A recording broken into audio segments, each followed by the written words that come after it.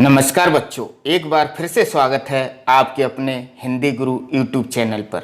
आज हम पढ़ेंगे कक्षा 9 क्षितिज का अध्याय 6 प्रेमचंद के फटे जूते निबंध के महत्वपूर्ण प्रश्न और उत्तरों को। तो आइए वीडियो को आरंभ करते हैं।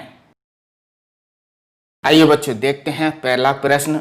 हरिशंकर परसाई ने प्रेमचंद का जो शब्द चित्र हमारे सामने प्रस्तुत किया है उससे प्रेमचंद के चित्रांशी विशेषताएं उभर कर आती हैं। उत्तर, प्रेमचंद के फटे जूते नामक व्यंग्य को पढ़कर प्रेमचंद के व्यक्तित्व की निम्नलिखित विशेषताएं उभर कर सामने आती हैं। नंबर 1, दुर्बल काया। प्रेमचंद जी शरीर से दुर्बल थे, उनकी वेशभूषा सादा थी, वे निर्धन एवं असहाय थे। दूसरा, संघर्षशील। प्रेमचंद जी स्वाभिमानी थे, वे बनावटी जीवन से परे संघर्षशील स्वभाव के थे। उन्होंने वर्षों से चली आ रही दमन, शोषण, पाखंड, भेदभाव आदि सामाजिक बुराइयों को समाप्त किया। उन्होंने यथार्थवादी साहित्य की रचना की, वे महान साहित्यकार थे। तीसरा, मर्यादित जीवन। प्रेमचंद ने जीवन भर मानवीय मर्यादाओं को निभाया। उन्होंने अपने लेखनीय गरिमा को बनाए रखा। वे व्यक्ति के रूप में तथा लेखक के रूप में श्रेष्ठ आचरण करते रहे। बच्चों, ये जो प्रश्न मैं आपको बता रहा हूँ वो अति महत्वपूर्ण प्रश्न है जो कि परीक्षा में आएंगे। उन्हीं प्रश्नों को मैं आपको बता रहा हूँ। प्रश्न 3, नीचे दी गई पंक्तियों में निहित व्यंग को स्पष्ट कीजिए। क, जूता हमेशा टोपी से कीमती रहा है, अब तो जूते की कीमत और बढ़ गई है और एक जूते पर 2500 टोपियां न्यौछावर होती हैं। उत्तर, यहाँ पर जूता बल का प्रतीक है। बल तन, पद, धन आदि किसी का भी हो सकता है और टोपी इज्जत, प्रतिष्ठा की प्रतीक है। लेखक व्यंग करते हुए कहते हैं, बलवान के सामने यानी जूते के सामने इज्जतदार सदैव नतमस्तक होते रहे हैं। आज के समय में बल यानी जूता का इतना महत्व बढ़ गया है कि उनके सामने एक नहीं हजारों सिर झुकते हैं। प्रश्न तीसरे का खा, तुम पर्दे का महत्व ही नहीं जानते, हम पर्दे पर कुर्बान हो रहे हैं। उत्तर, यहाँ पर्दे से अभिप्राय है कमियों को छुपाना। प्रेमचंद का जीवन दिखावे से दूर था। वे दोष छुपाकर अच्छाइयों का ढिंढोरा नहीं पीटते थे, किंतु आज के रचनाकार अपने दोष को छुपाकर अच्छाइयों का प्रदर्शन करते हैं। यही बात परसाई जी ने इस रचना में कही है। यह आज के इन कलाकारों पर तीखा प्रहार है जो अपनी कमियों पर पर्दा डालने में विश्वास रखते हैं। प्रश्न तीसरे का गा, जिसे तुम घृणित समझते हो उसकी तरफ हाथ भी नहीं पांव की उंगली से इशारा करते हो। उत्तर, लेखक कहता है प्रेमचंद ने समाज में जिसे भी घृणा योग्य समझा उसकी ओर हाथ की उंगली से नहीं बल्कि अपने पांव की उंगली से इशारा किया है, अर्थात उसे अपनी ठोकरों पर रखा है, अपने जूते की नोक पर रखा है। इसके विरुद्ध कई संघर्ष किए हैं। प्रश्न 4, पाठ में एक जगह पर लेखक सोचता है कि फोटो खिंचाने की अगर यह पोशाक है तो पहनने की कैसी होगी, लेकिन अगले ही पल वह विचार बदलता है कि नहीं, इस आदमी की अलग अलग पोशाकें नहीं होंगी। आपके अनुसार इस संदर्भ में प्रेमचंद के बारे में लेखक के विचार बदलने की क्या वजह हो सकती है? उत्तर, मेरे विचार से प्रेमचंद के बारे में लेखक का विचार यह रहा होगा कि समाज की परंपरा है कि वह अच्छे अवसरों पर पहनने के लिए अपने वे कपड़े अलग रखता है जिन्हें वह अच्छा समझता है।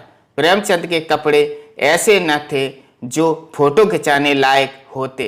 ऐसे में घर पहनने वाले कपड़े और भी खराब होते, लेखक को तुरंत ही ध्यान आता है कि प्रेमचंद सादगी पसंद और आडंबर तथा दिखावे से दूर रहने वाले व्यक्ति हैं।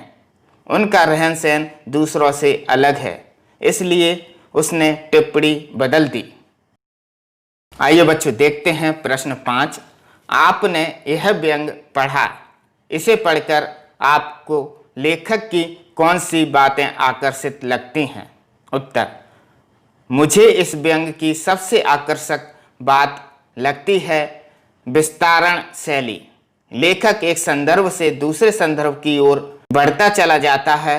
वह बूंद में समुद्र खोजने का प्रयत्न करता है, जैसे बीज में क्रमशः अंकुर का, फिर पल्लव का, फिर पौधे और तने का तथा अंत में फूल फल का विकास होता चला जाता है। उसी प्रकार इस निबंध में प्रेमचंद के फटे जूते से बात शुरू होती है।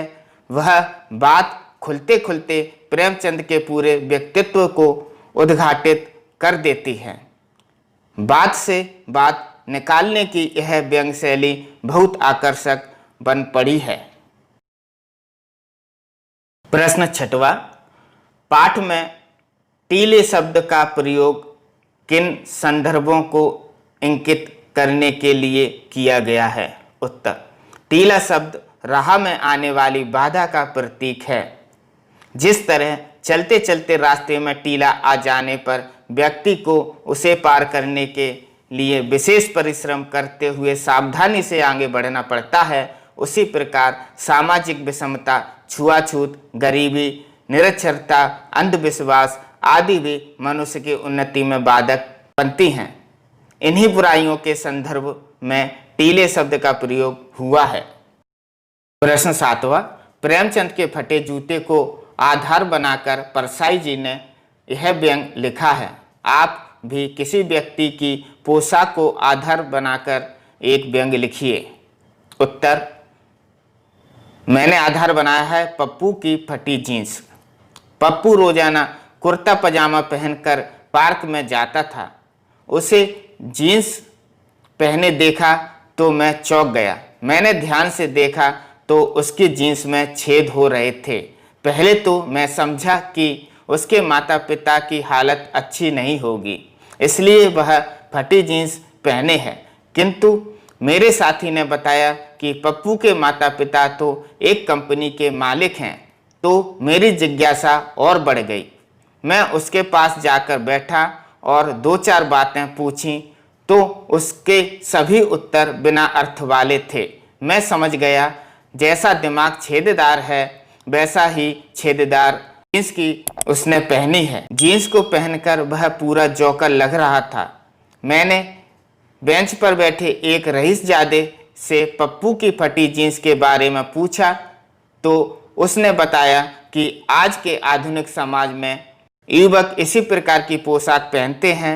मुझे अचंभा हुआ। बाहरी युवा पीढ़ी कपड़े को पहनने से पहले ही फाड़ लिया जाता है। क्या बात है। आइए बच्चों देखते हैं प्रश्न 8वां।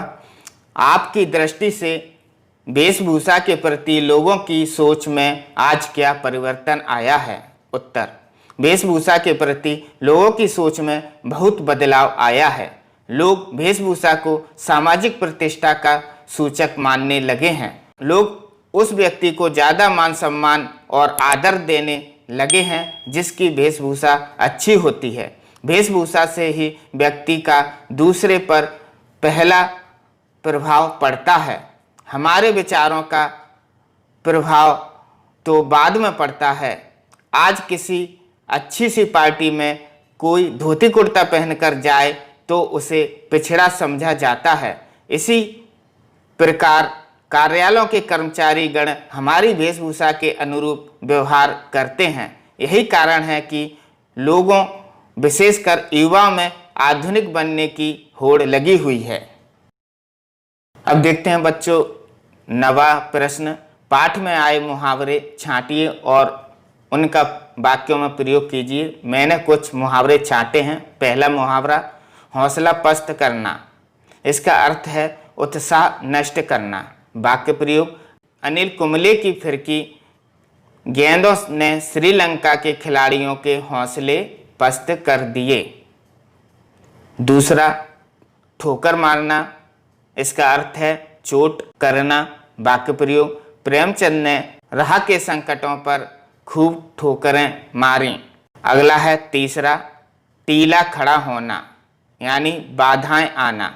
वाक्य प्रयोग, जीवन जीना सरल नहीं है, यहाँ पग पग पर टीले खड़े हैं। चौथा, पहाड़ फोड़ना यानी बाधाएं नष्ट करना।